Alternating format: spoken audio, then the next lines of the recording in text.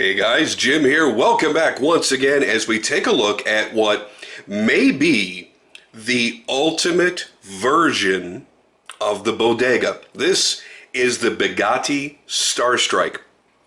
Now, really brief history. If you go back, 4 years at my channel, you'll see the original bodega video on Big Red, which I still own and still love.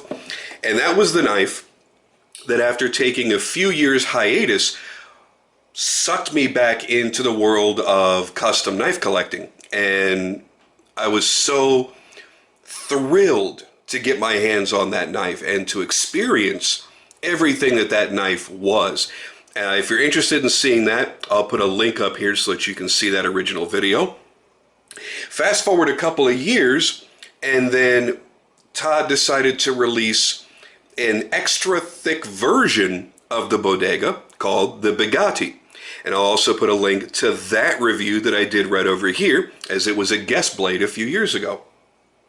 And one of the things that I said in that video was, I will probably never own a Begatti because I think it's going to spoil me and make me think less of my bodega. And I'm really glad that I didn't do it back then, because at that time I was really into these super crazy overbuilt knives that were crazy thick, and I wasn't carrying a lot of my, I guess, more normal size knives. And I think that it would have taken away from my appreciation of the bodega. But now, I've had the bodega for so many years. I've owned 4 different bodegas. I've owned a field grade bodega.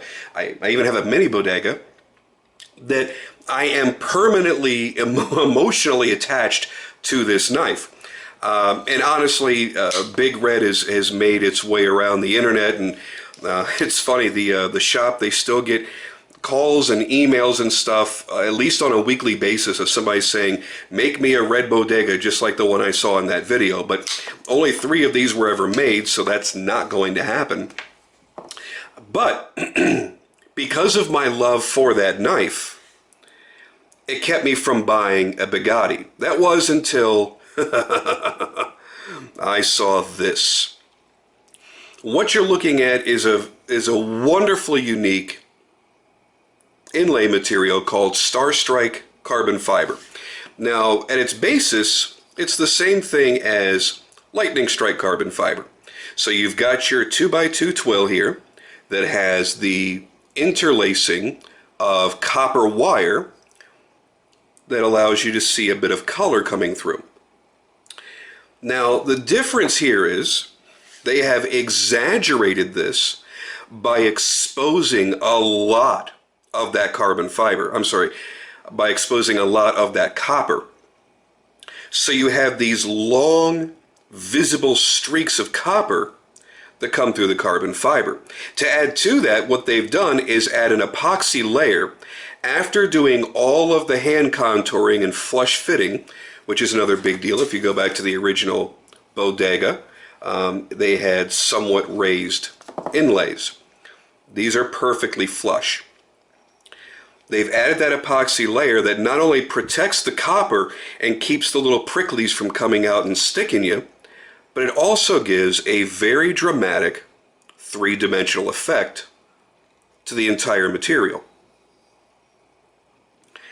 It is quite possibly one of the most stunning inlays I've ever seen. And you guys know I'm big into Mokutai and Timascus and zirconium and really high-end inlay material and scale material. This is still to this day one of the most beautiful inlays I have ever seen. Not only for the material, which that's a major part of it, but also for the execution. By doing this perfect flush mounting, by doing that epoxy layer, they've created something that feels smooth as glass and has almost a museum level quality to it. Now, one of the things I want to prepare you for on this is the fact that it is so much better in fit and finish than any other knife that has ever come out of the Begg facility, aside from the customs. Now, this is still not a custom. It's still a mid-tech, just like Big Red. However, the attention to detail and the additional amount of hand finishing that's gone into it is staggering. Years ago, I had asked, because people were asking me, how much handwork goes into the bodega. Because at that time, you know, the G10 bodegas were 850. They were 850, 1050, and 1150. So you had G10 slash micarta. Then you had the carbon fiber. Then you had the lightning strike carbon fiber. And at that time, and pretty much still to this day, was the most expensive mid-tech knife on the planet. And people were really having a hard time justifying it if they had never held one for themselves. So when I asked Todd, well, how much handwork really goes into this? He says there's about 45 hours of handwork that goes into every bodega. And none of the parts really could be interchanged between the knives because they were all hand fit. The stop pin, things like that, all were hand fit specific to each knife. So when you take that into a whole new level like this, where you have a hand satin 6AL 4V titanium frame, a fully mirrored compound grind blade with satin flats, one has to wonder how much additional time and handwork had to go into these things. Oh yeah, by the way, the action, off the fucking charts. Absolutely incredible. It's almost like you could breathe on the knife and it would open up. It's really, truly amazing. This is definitely one knife that, at least for me personally, pulls the skin back and stretches out all the wrinkles. It is absolutely as perfect as you would ever want. But then you're also paying a difference in price. These are basically $2,000, $1,950. They made 50 pieces. They're now all sold out. They still had some in stock when I got mine. I did a whole bunch of photography on it, put it out there. More people got to see it. And very soon thereafter, I'm not saying because of me, I'm just saying that particular timing, very soon thereafter they sold out. So now to find one, I'm going to tell you right now, it's probably going to cost you $2,200 plus to peel one out of somebody's collection or from any dealers that may have procured one. The differences are, and let's go through that before we expound more on the beauty of this knife. Overall length, 8.875 inches. Blade length is 3 3/4 inches, and it's 0.25, that's right, 1/4 of an inch thick of CTS XHP. That's astounding. Let's put it right up against the bodega. Holy shit, man. You'll notice it's also got a double fuller, going back to Todd's signature flutes.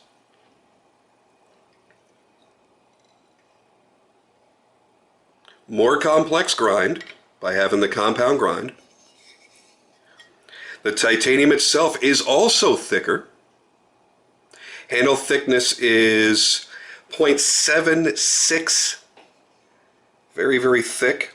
Backspacer obviously has to be 1/4 inch thick to match up to the blades. That's much thicker. In every respect, this thing is that much more incredible. You've got the ceramic IKBS. The original bodegas had the steel IKBS, the standard IKBS. Mine was recently upgraded. I sent it back into the shop. That's why I have the black ball on mine. Whenever you see the black ball on your clip, that lets you know you have ceramic. If it's a silver ball, you have the standard IKBS. You also have the ceramic detent as well. Look at that massive lock bar. Holy shit.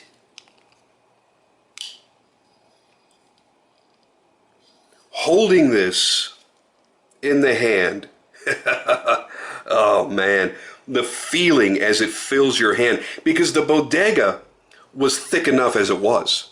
It was a big, big, thick, chunky knife, weighing in a little over 6 ounces. This comes in just under 9 ounces. There's a lot more beef to it. I'm happy to say that it hasn't ruined me. I still love Big Red. I still carry Big Red. But I look at Big Red now more as an EDC version. And, you know, she has been carried a lot. I'm glad they touched up the blade and did some refinishing, but still, it still shows some wear. This is more of taking that same knife and creating a much more artistic representation of it. Now, I also want to point you to the fact that I've done a review on a full custom bodega, and that is a whole different world, because keep in mind, Todd Begg's full customs begin at $5,000. That's $3,000 more than this. And yes, there still is a noticeable difference between this and his full customs. You just can't make the comparison. However, to put these two side by side, it is almost like trying to compare this to a custom. There is such a wild difference in the action, the smoothness, the way the detent is set, the hand finishing, the polishing, everything that's been done makes this tremendously different than a standard bodega. And you're not even in the same league when you're comparing it to a field grade bodega, which is what they created to have a more affordable EDC friendly version of their knife. There is one critique, however, that I have on this. Some people have said when they saw my pictures on Instagram that they miss seeing the cracked ice clip. I'm okay with that on this knife because this beautiful satin goes with the satin finish on the frame and on the subframe lock. What I don't like is the checkering on the backspacer. Now, that's a personal thing. There's nothing wrong with it. I just don't see that visual balance. There's nothing else on the knife that it goes with. I do like the fact they did the cracked ice on the interior. I just wish they would have done cracked ice all the way around. Either that or left it smooth and maybe had a little bit of jimping. But the cross checkering for me doesn't really do it for me. Nothing wrong with it, doesn't cheapen it. It just, for me, aesthetically, it's not my favorite part of the knife. And that's really all I can pick apart on this. It's that nice. It's that well made. This is one of those knives that when you first get it, you just stare at it. You stare at it, you hold it, and you admire it for all of the beauty and the craftsmanship that went into it. And it takes a little while for that to wear off to where it just becomes a knife, something that you're going to throw in your pocket. I know two other people that own one and they won't even carry it. They have bodegas, they have glimpses, they have other Todd Begg knives that they carry. They won't carry this because it's too pretty in their eyes. They don't want to put a single mark on it. They don't want to devalue it in their mind. I've been carrying it. I've been enjoying it. I've been loving it. And it's going to see a lot of carry over its lifetime because it's one of those knives that just feels good. And every time I touch it, every time I flip it, it reminds me of how amazing these guys really are. Realize there's a whole shop of employees that are doing this work. Todd is only making his full custom knives.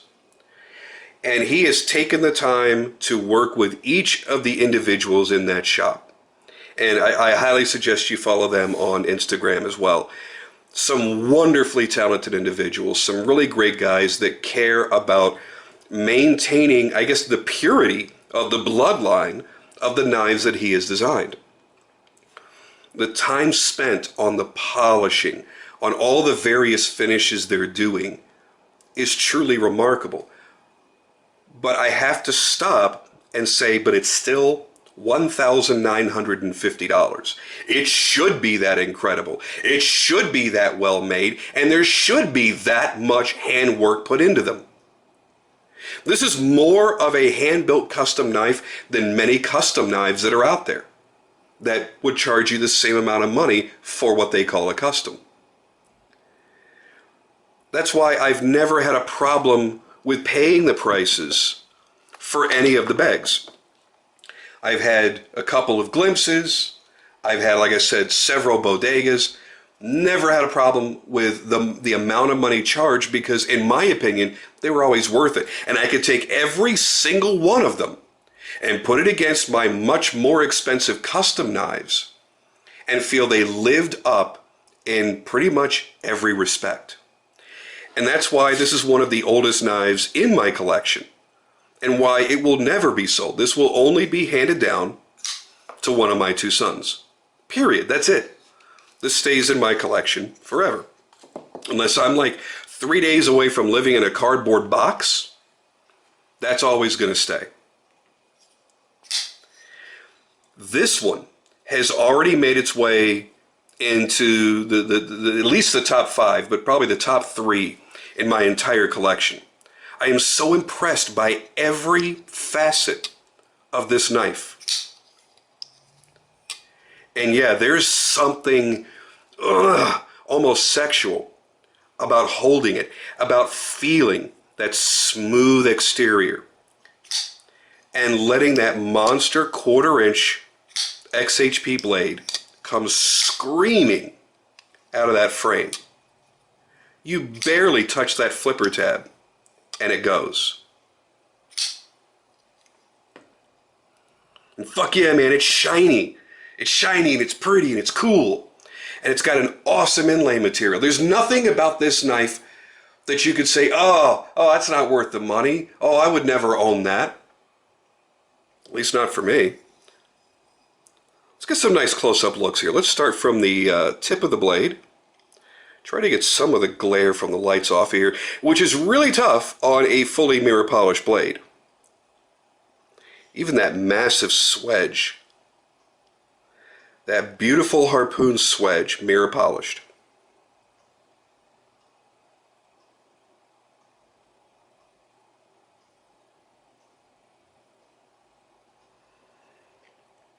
Still have the cracked ice finish on the pivot island, as they call it.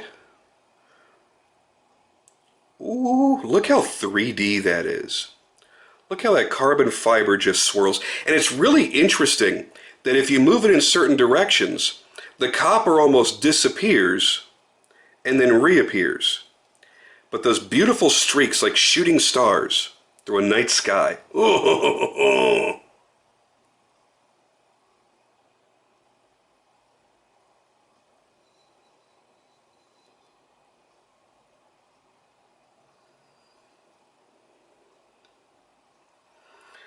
Still with the same great standoffs and perfectly level clip with the ball at the end. Subframe lock assembly with Todd's signature flute running through that as well. Remember, that is an entirely separate piece from the frame of the knife. This is actually bolted on separately and can be replaced if you ever have any lock issues. You have to send it back and they have to do any work on it. But that Star Strike material is mesmerizing. And I'm going to tell you right now, this camera is still not able to do it full justice. Seeing it in person and seeing it out there especially in the sunlight, it's just incredible.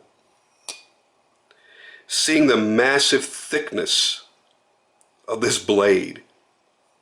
I mean, how crazy is this? It makes the jimping even more pronounced. Notice also the extra time given here. Look, 45-degree angle as they beveled off the edges of the jimping, just so that it's not abusive on your fingers or abusive on your pants.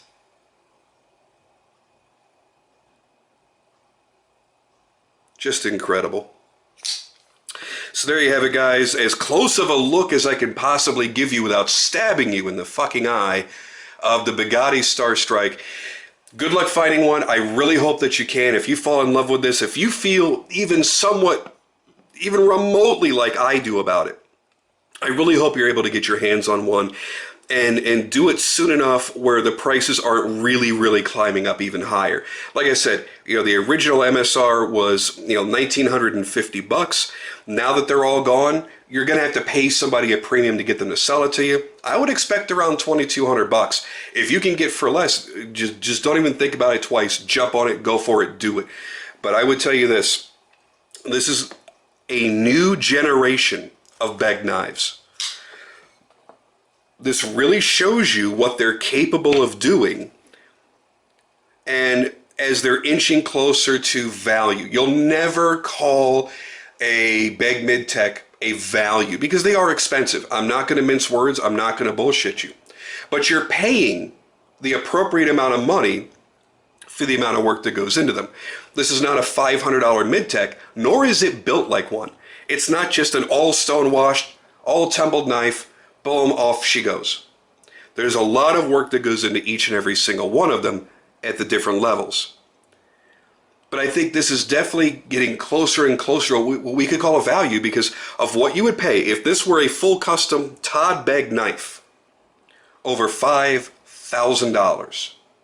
Let's take that out of the equation. Take another prominent knife maker that may not be quite as meticulous as Todd and not quite as much of a perfectionist as Todd, but is still very good and built a really good solid reputation. You're going to pay anywhere from $2,000 to $3,000 for a knife of this level, with this level of workmanship, hand finishing, polishing, satin work, the inlays, everything. So that means to me that they're getting closer and closer and closer to creating a true value. And I'm really excited to see what they bring out for the future. Because remember, as Todd is only making his full customs, Begg Knives is diversifying from the high-end midtechs to more medium-priced midtechs to full production knives. They're going to work so hard to cover every price point that's imaginable. Yes, even super duper inexpensive. That they're going to be dominating the market. And follow along with what they're doing and pay attention and see just how incredible this journey has been just for the past few years. To see how they've changed to now and what's going to happen in the future. I think it's going to be very interesting and very, very cool. That's it for me, guys. I'm out of here for now. I'll catch you on the next video.